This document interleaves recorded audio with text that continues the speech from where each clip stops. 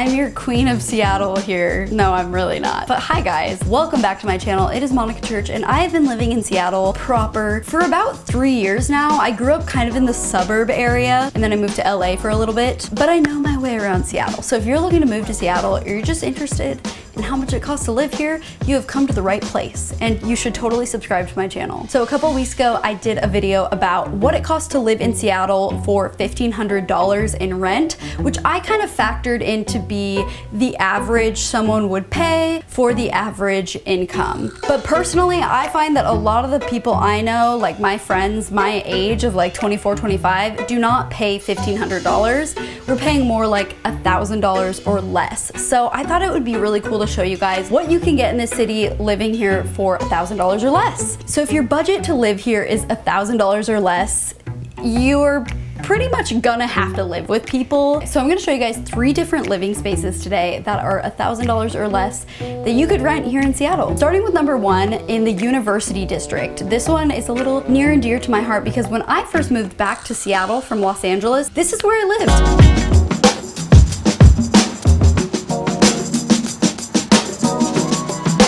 The University District is a really fun place to live. It's very youthful. Obviously, there's a bunch of college kids, and it's best suited for if you are college age. Although I do know people that are older that live here too, and they like it just fine as well. I lived around this area for 2 years and never had an issue. There's a lot of fun restaurants. I just wouldn't walk down the streets late at night by myself, but I also wouldn't do that literally anywhere. In the U District, there are a lot of large houses that are suited for just shared living. I lived in a house with like 8 other people at one point and paid I think $700 a month. And today we are looking at an apartment that is also suited for either like student housing or just really shared living. It's an apartment with 4 bedrooms and the room we're looking at today pays $680 a month. So it's an extremely affordable option for living in the city. It's probably the best you'll find, and you'll find these deals on Facebook Marketplace or in the Facebook Seattle housing group, I'd say. Let's check it out. Hi, my name is Jeanette. I live in a 4-bedroom apartment in the Parsonage, located near the University of Washington. I pay $650 including rent and utilities. Cute. It feels very spacious. This building only has singles and 4 bedrooms. Oh, nice. So it's really meant to have 4 people living here. Which room is yours then? It is over here. Okay. This is actually like way more space that you get living in the dorms on campus. Oh, I bet.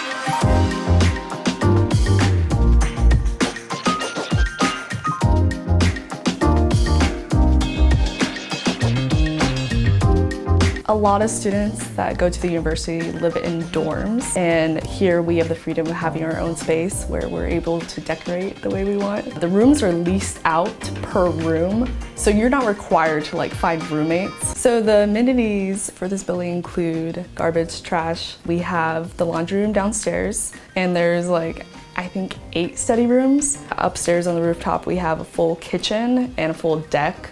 This next apartment we are looking at is in the Capitol Hill neighborhood of Seattle, and this is right next to downtown. It's really trendy and it's really expensive. So to live here for under $1,000, you might have to share a room, kind of, like in this next apartment we're gonna look at. Let's take a look. So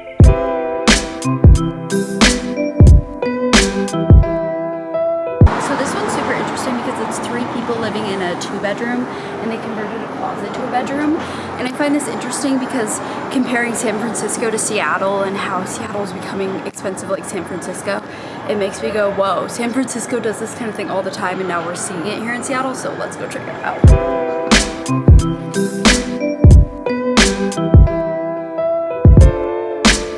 Hey, my name is Dior and I live in a 2-bedroom apartment in Capitol Hill, Seattle, and I paid $850.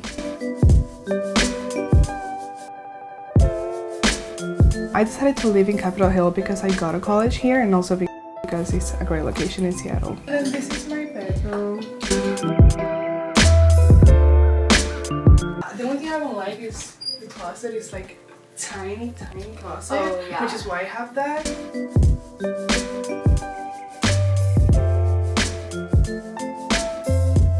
Then here's like one entrance. This is supposed to be like a huge room, but we divided it in 2. Okay. So here's my roommate's room.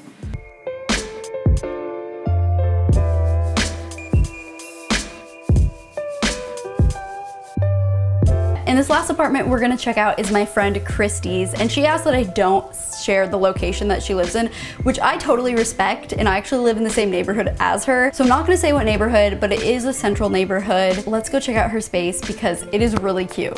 Hi, I'm Christy. I live in a 2-bedroom, 1-bath in Seattle, and our rent is $900 a month for each room, and everything is included, including water, sewage, gas. So this is our living room. It's nothing super fancy, but it's pretty big, honestly, which I really like, especially for an apartment. I was really, really excited to move because I live a low-waste lifestyle, and so a lot of what I do is either secondhand or refurbished or something along those lines because I'm not a huge fan of buying new. All the furniture that we have is secondhand, so this is that. And then this is our eating area right next to the kitchen. We have this little bar cart here too because, you know, gotta be 25-year-old millennials, right? This we actually got out of the trash as well, so it was just on the side of the road. We said, hey, it fits our shabby chic vibes, so we went for it. And then our kitchen, which I love this kitchen. It's nothing that's like super modern and crazy, but it's just really cozy and sometimes makes me feel like I'm in a cabin instead of an apartment, which I really like. Yeah, this is one of my favorite things. I actually made this from a bowl that I found at Goodwill and then just put a little planter in there. And this is kind of our little plant corner. And I'll show you my room.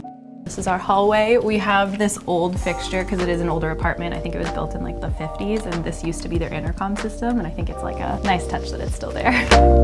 Here's our bathroom. We have a double sink, which is nice, and these like fun little round lights. What do you even call those? Vanity lights? This is my room.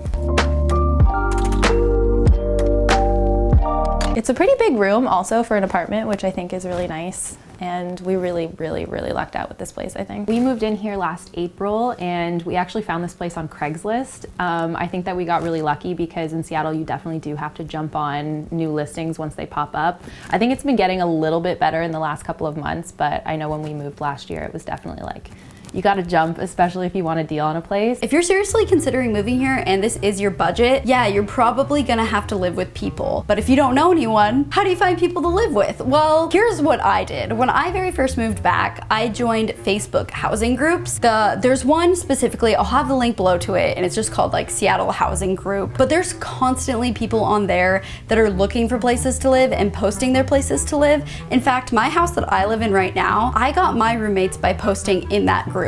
So you could be living with me. No, I'm kidding. I found Facebook to be the best resource just because you can kind of vet people and look at their profiles and their lifestyles and just kind of see if they match up with you. You could definitely also check on Craigslist. I've never done that. Or Hotpads. I've never done that either. I really just liked using Facebook, not sponsored or anything. So that's my little tip for you if you're looking for a place to move. Like one of my roommates moved from Utah and I just FaceTimed with her first so we could kind of like feel each other out a little bit, and it worked out really great. Yeah, all in all, you can definitely live in Seattle for under $1,000. I think my first 3 years here, my first year that I moved here, I was paying about $750 a month in the U District. And then I moved to Green Lake and I paid $800 a month. And then I moved to Queen Anne and paid $1,200 a month. And now I live where I live now, and you guys know I pay way more than that, but I did not start out that way. So, you know, it's all a journey. If you enjoyed this video, don't forget to subscribe to my channel. And if you're interested in seeing other Seattle-based content, I'll have a link below to a playlist. I have a bunch of other videos about Seattle. I also have a vlog channel where I just vlog my life living here. So if you're curious about that, you can check that out as well. Thank you guys again for watching. I'll see you next time.